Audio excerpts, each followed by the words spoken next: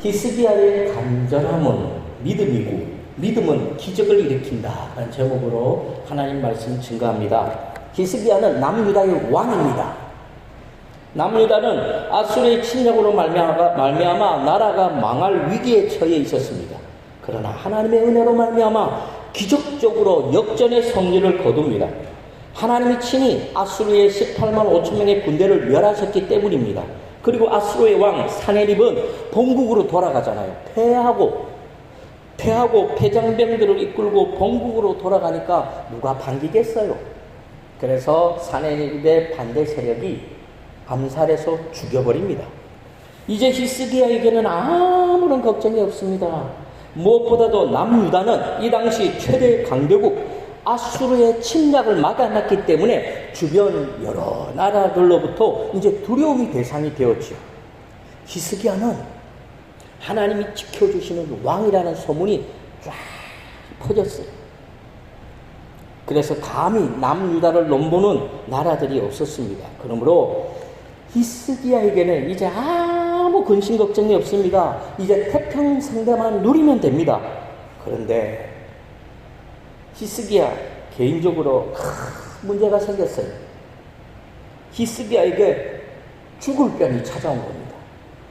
나라도 안정이 되어서 이제 좀 편안하게 살려고 하니까 히스기야가 죽을 병에 걸렸어요.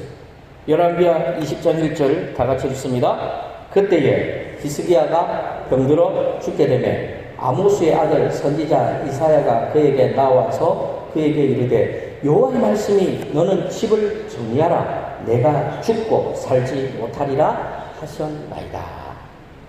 히스기야는 자신이 죽어야 한다는 사실, 내가 죽는구나 이 사실을 확실하게 믿었습니다. 왜요? 하나님의 말씀이니까. 하나님이 히스기야에게 죽는다고 말씀하셨기 때문에 히스기야가 죽는 것은 당연한 거예요. 이제 죽을 일만 남은 겁니다. 그런데 이렇게 죽기가 너무 억울하잖아요. 분하기도 할 겁니다. 이제 좀 살만하니까 죽어야고 한다니까 너무 억울해요. 그러나 자신이 죽는다는 것은 확실합니다. 왜 그렇죠? 하나님이 말씀하셨으니까. 하나님이 죽는다고 했기 때문에 히스기야가 죽는 것은 확실해요. 이제 히스기야에게 남은 일은 자신의 왕위를 아들에게 물려주고 유언을 남기고 죽는 일만 남았습니다. 그런데 문제는 히스기야에게는 아들이 없어요. 왕위를 물려줄 아들이 없습니다. 그래서 히스기야는 이렇게 죽는 것이 너무너무 억울하고 너무 힘들었어요. 그래서 하나님께 목숨을 걸고 히스기야는 하나님 앞에 목숨 걸고 하나님 살려주세요 울면서 간절하게 부르짖습니다. 그 결과 히스기야는 하나님의 은혜로 말미암아 15년 동안 제2의 인생을 살게 되었습니다. 죽을 병에서 완전히 고침을 받고 15년을 더 살게 된 겁니다. 그렇다면 히스기야는 어떻게 기도했기에 하나님께 15년의 생명을 연장을 받았을까요? 첫째, 다 같이 읽습니다. 시작. 히스기야는 얼굴을 벽을 향하고 하나님께 간절히 기도했습니다. 이사야 선지자는 히스기야에게 죽을 병에 걸렸다는 사실을 통보합니다. 그런데 히스기야가 자신의 죽음을 통보받았을 때는 아수르의 사네립이 남유다를 침범했지만 하나님이 이 아수르의 18만 5천 명의 군대를 하룻밤새 멸하고 아수르 그 군대가 본국으로 퇴각하게 만든 바로 그 이후에요. 하나님이 히스기야에게 역전의 대승을 거두게 한 뒤라는 겁니다. 히스기야에게는 최고의 행복의 순간입니다. 어떻게 보면 히스기야가 왕으로서의 최대의 전성기를 누릴 때입니다. 그런데 그 순간 히스기야는 하나님 앞에 죽음을 통보받습니다. 그러므로 인생에서 위기란 예고 없이 찾아오는 거예요. 이제 좀 살만하다고 생각되면 찾아오는 것이 위기고 고난이고 죽음입니다. 이럴 때 우리는 어떻게 해야 됩니까? 불평하고 원망해야 될까요? 모든 거 때려쳐버리고 야 예수 믿어도 별거 없네 헛되네 에라 모르겠다 내 마음대로 살자 모든 것을 낙심하고 좌절했을까요? 히스기야는 어떻게 했습니까? 히스기야는요, 얼굴을 벽을 향하고 하나님 앞에 기도했어요. 열왕기하 20장 2절 다 같이 읽습니다. 히스기야가 낯을 벽을로 향하고 여호와께 기도하여 이르되. 히스기야가 얼굴을 벽을 향했다는 말은 무슨 말일까요? 얼굴을 벽을 향했어요. 무슨 말이죠? 세상 바라보지 않겠다는 겁니다. 세상에 힘 있는 자들 의지하지 않겠다는 겁니다. 오로지 하나님만 바라보겠다는 겁니다. 나는 지금 이 순간부터 나는 하나님만 믿고 하나님을 바라보겠다. 히스기야의 의지고 간절함이고 믿음이에요. 히스기야는 왕이잖아요. 왕이니까 남유다에서 최고의 의사를 불러올 수 있잖아요. 의사 보고 명령하겠죠. 내 병을 낫게 하라. 아니면 이웃에 유명한 명의를 불러다 놓고 자기 병을 치료해 달라고 명령할 수 있었습니다. 그런데 히스기야는 그런 거 안 했어요. 왜 안 했을까요? 자기가 죽는 것이 확실하니까. 왜 확실하죠?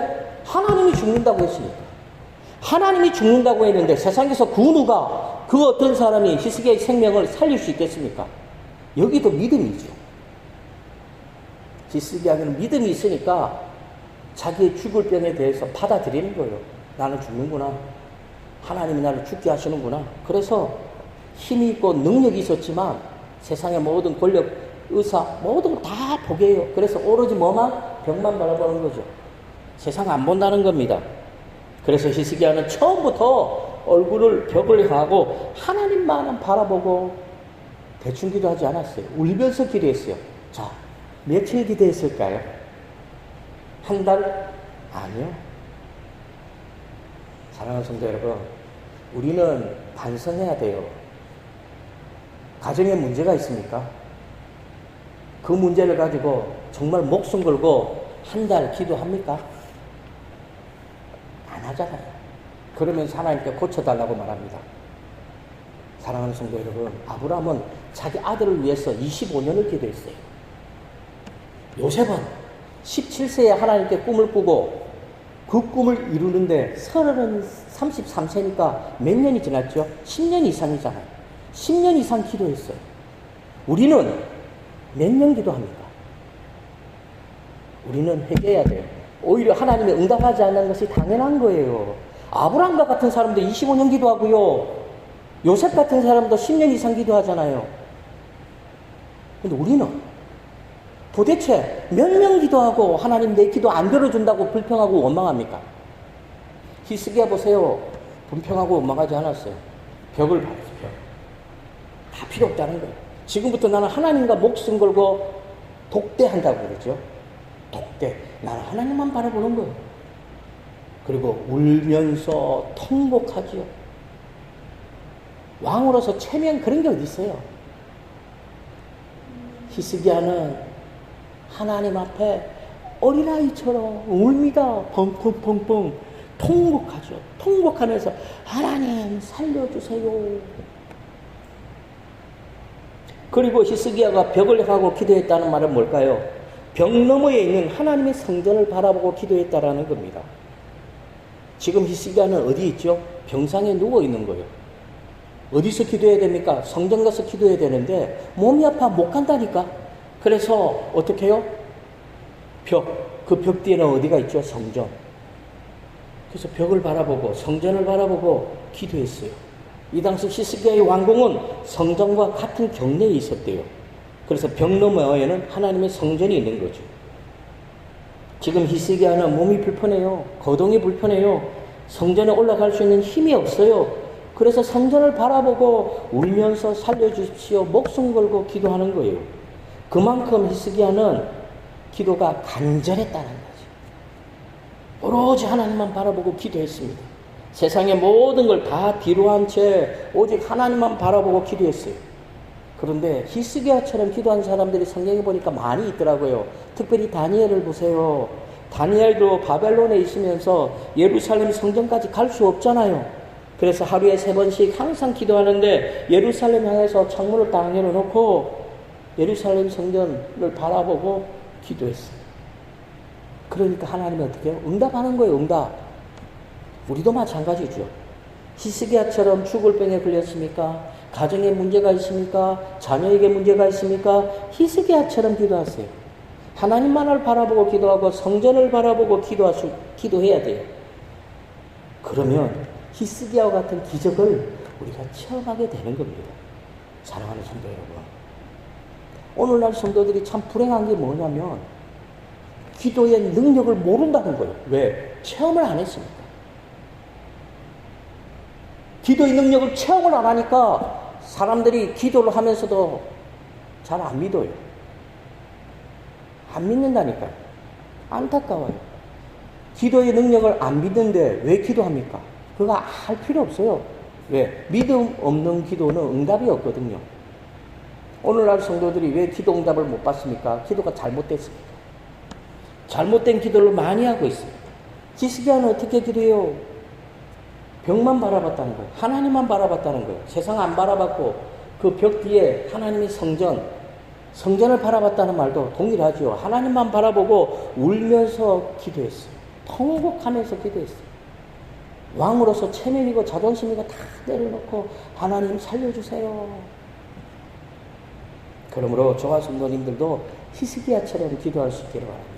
그래서 기도에 응답받는 삶을 살아갈 수 있기를 바랍니다. 두 번째 보겠습니다. 히스기야는 하나님의 은혜를 간절히, 우리 다시 한번 읽겠습니다. 시작. 히스기야는 하나님의 은혜를 간절히 간구하는 기도를 했습니다. 무슨 말입니까? 은혜를 간구했다는 거예요. 은혜. 히스기야는 하나님의 은혜를 간절히 간구했는데 그냥 간구하지 않았어요. 지난날 자신이 하나님 앞에 진실함과 전심으로 하나님 보시기에 선한 일을 한 것들을 하나님 기억해 주십시오. 무슨 얘기일까요? 하나님, 제가 북한교회를 위해서 예전에 하나님께 헌신한 거, 그때 정말 힘들고 어려웠지만 하나님 앞에 1억을 헌신했지 않습니까? 하나님 기억해 주세요. 하나님, 내가 북한교회에서 식당에서 봉사를 20년 했지 않습니까? 하나님 기억해 주세요. 하나님, 자신이 하나님의 일을 위해서 한 일을 하나님 기억해 달라고. 이 말이 무슨 말일까요? 하나님, 나에게 은혜를 베풀어 주세요. 이 말이에요. 간절히 간구하고 있죠. 열왕기하 20장 3절 상반절 다 같이 읽습니다. 여호와여, 구하오니 내가 진실과 전심으로 주 앞에 행하며 주께서 보시기에 선하게 행한 것을 기억하옵소서 하고. 그렇다면 히스기야가 하나님 보시기에 선한 일, 하나님 보시기에 선한 일, 그게 뭘까요? 열왕기하 18장에 보니까 잘 나와 있어요. 히스기야는 다윗의 모든 행위와 같이 하나님 보시기에 정직하게 행했다고 말합니다. 산에서 이스라엘 백성들이 우상을 섬기고 있는, 제사 드리고 있는 그 산당을 다 제하여 버렸고요. 나무로 기둥처럼 만든 주상, 예를 들어서 우리나라 같은 뭐 가서 장승 같은 거 있죠. 마을의 신 뭐 이런 거, 주상, 장승 같은 거 다 깨뜨려 버리고, 아세라 목상, 바알과 아세라 여신이죠. 목상을 찍어버리고, 모세가 만들었던 놋뱀을요, 이스라엘 백성들이 지금까지 간직하면서 그 놋뱀 앞에서 제사를 드리고, 마치 놋뱀이 기적을 만들어주는 것처럼 놋뱀을 우상으로 섬겼어요. 그래서 히스기야는 그 놋뱀을 이스라엘 백성들이 보는 앞에서 깨 부숴버렸죠. 이 사실은 히스기야가요, 우리는 우상을 섬기지 않는다, 우리는 하나님만을 섬긴다는 거예요. 나뿐만 아니라 우리 남유다는 하나님만을 섬긴다, 그걸 행동으로 보인 거죠. 하나님이 모세에게 명하신 계명을 어떻게 했다고요? 지켰다라는 거죠. 말로만 지킨 것이 아니라 행동으로 보여준 겁니다. 그래서 히스기야는 하나님 앞에서 앞으로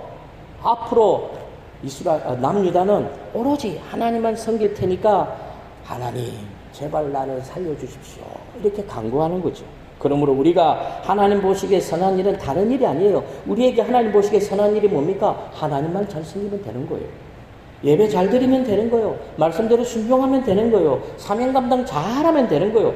그럴 때 하나님은 우리에게 은혜를 주는 겁니다. 은혜가 임하면 병든 자들이 고침을 받고, 은혜가 임하면 사업 안 되는 사람들이 사업이 잘 되고, 은혜가 임하면 그렇게 말 안 되는 자녀들이 철이 드는 거죠. 지금 히스기야는 하나님께 은혜를 간구하고 있는 거죠. 히스기야가 산당을 제했다는 말이 무슨 말일까요? 이스라엘 백성들로 하여금 우상을 섬기지 말고 오직 하나님만 섬겨라, 하나님 성전 중심의 삶을 살아라 하고 선전포고하는 것과 같아요. 그래서 하나님은 히스기야의 간절한 기도에 응답한 거죠. 15년을 더 살도록 하나님께서 은혜를 베풀어 주신 겁니다. 그렇다고 히스기야가 하나님 앞에 거리하듯이, 하나님, 내가 예전에 이렇게 했잖아요. 그 대가로 나를 살려주세요. 이렇게 기도한 게 아니에요. 은혜를 달라고. 하나님 나에게 은혜를 베풀어 주십시오.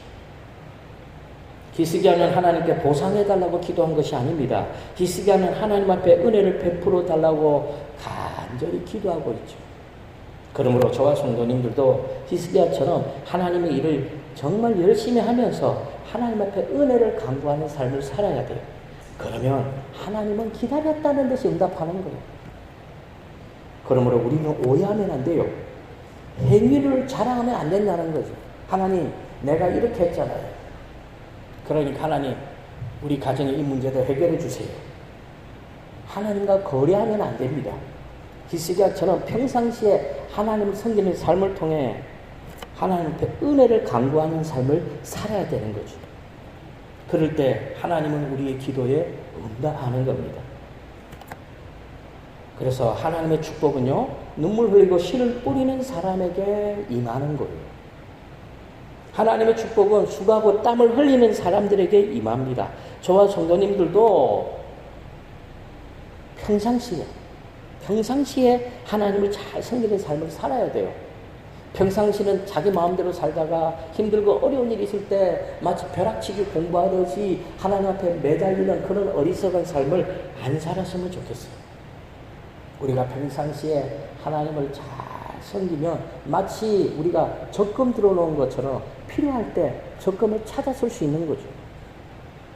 그러면 하나님은 즉각적으로 우리 기도에 응답해 주시는 겁니다. 자, 마지막 셋째로 우리 다 같이 읽습니다. 시작. 히스기야는 심히 통곡하며 기도했습니다. 히스기야는요, 하나님 앞에서 어린아이처럼 심히 통곡했어요. 열왕기하 20장 3절 하반절입니다. 다 같이 읽습니다. 히스기야가 심히 통곡하더라. 히스기야의 눈물의 기도는 히스기야가 그만큼 어떻다고요? 자기 자신을 다 내려놓았다는 거죠.